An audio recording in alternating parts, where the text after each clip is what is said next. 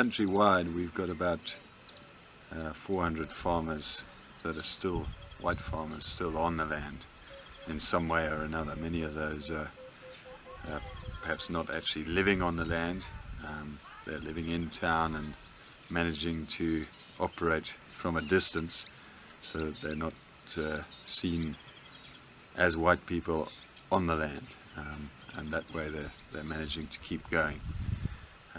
But those 400 are dwindling all the time. There's eviction orders going out all the time. There's a new act at the moment which we believe will be promulgated next month, which we're very concerned about, which will ensure that the last 400 are basically removed from the land. As to how they're managing at the moment, I think with great difficulty. There's a tremendous amount of tenacity, I think, amongst the last that are left.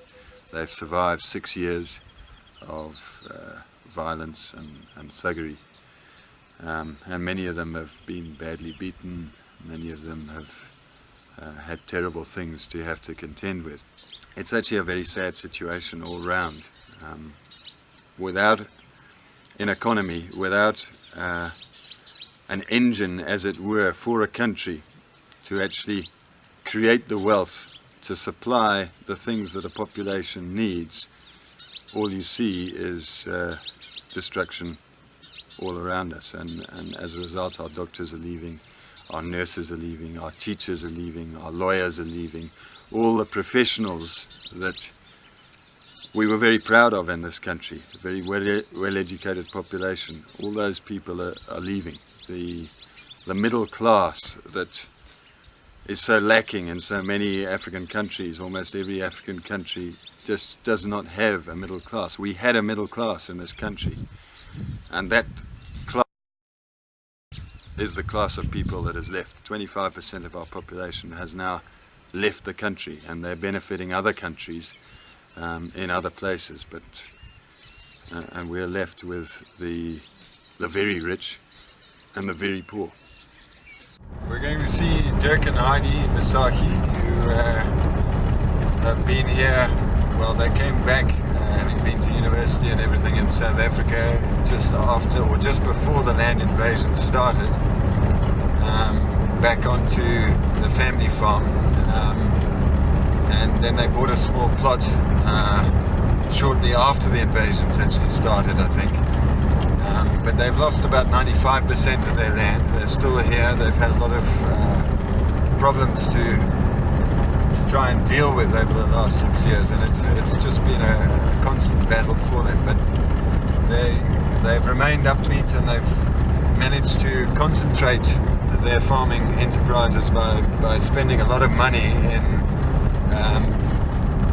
putting up greenhouses and growing flowers, and so they grow flowers now for export, and have actually kept their turnover going somehow through that. They're one of the few people within Zimbabwe that have actually still got some faith in the law. Very few people now use the law courts in any way because they've been so intimidated into making sure that people don't use the law.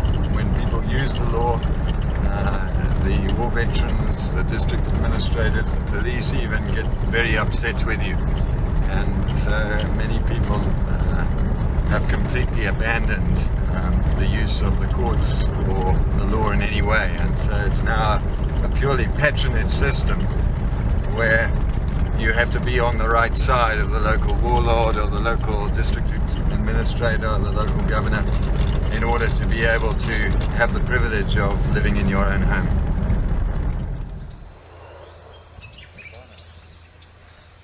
If you want to buy a farm, you've got to offer the farm first to the government, and the government says do they want it for resettlement or don't they? And then if they say they don't want it, then they offer you with a certificate of no interest, saying the government's got no interest in your land. You can now go ahead with the purchase. And so we did that, and we actually bought the plot after the land reform had started, and with the idea that it was small, because when the whole thing started, the theory was they only wanted farms. So we call it a plot, and it was 45 hectares. We thought it should be fine to go ahead and buy it. They issued us a letter of no interest. We moved in, and 2 weeks later we were actually busy repainting the outside to move in. The man drove in here with his offer letter and said, well, he's been issued this offer letter. Yeah, and that's when it all started. So the house has been going very much in fits and starts ever since then. The woman who was here on the day that they were trying to throw us out, it was him and his wife, and she was waving her finger in my face, and the man who was the lands officer was standing on the other side, and the two of them were shouting at me, and she said to me, you wicked, because I'd written on the door the last verse of Psalm 1, which said that the Lord protects the ways of the righteous, but destroys the ways of the wicked, and it really got them upset, because they said I'd called them wicked. And she said to me, you wicked. She said, and then I said to her, why am I wicked? And she said to me, because you are resisting moving off.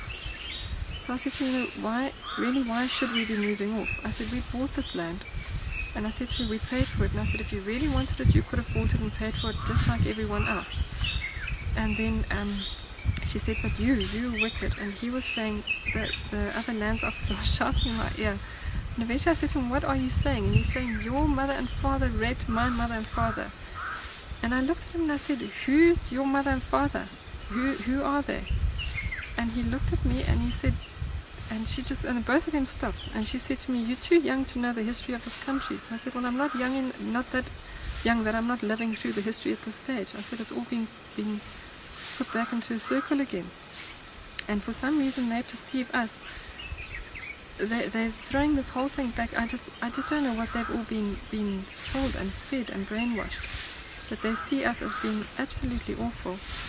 I think the guys that's been hardest hit of everyone was the old farm worker, which is now basically working for like half a loaf a day, half a bread a day.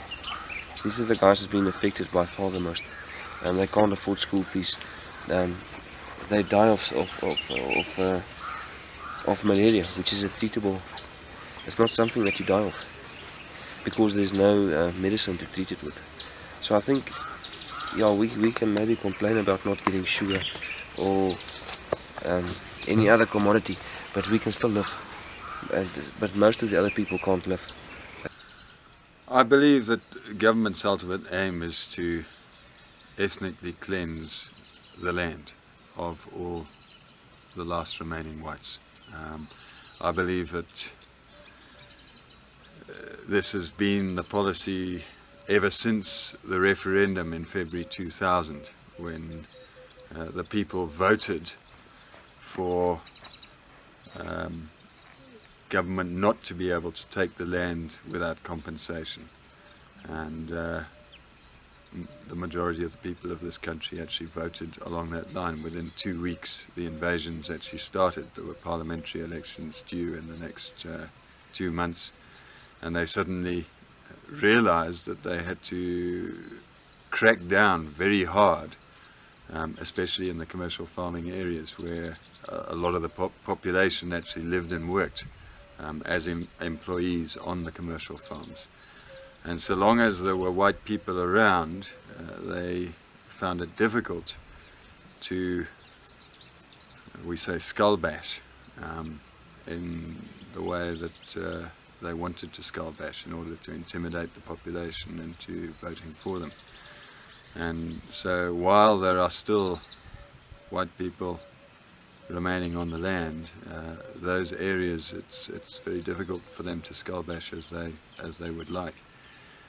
Whenever we get an election coming up, it just goes into overdrive, this intimidation and the punguis all night long. And so yes, I believe that the ultimate aim of the government is to ensure that there are none of us left on the land.